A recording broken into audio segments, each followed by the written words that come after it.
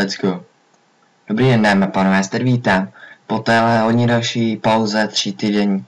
Bohužel dnečka nepotvoruju Ubuntu, v tomto C bylo, jelikož Ubuntu jsem neměl tím pádem dostatečné ovladače, tak mi padal, no prostě nemohl jsem používat Wi-Fi.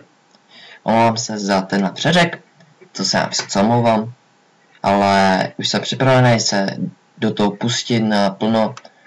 Slíbil jsem videjko pořádný, ale chci se vám mluvit, dneska to mám hrozně moc, takže vyjde zítra.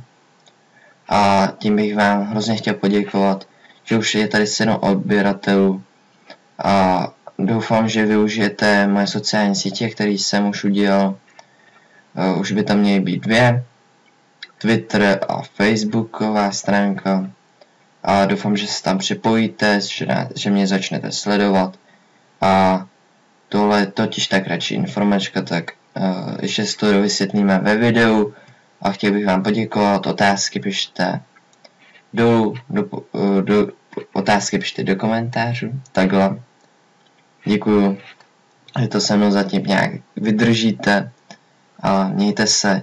Já doufám, že dáte like a odběr. Uvidíme se zase u nějakého nového videa a čus.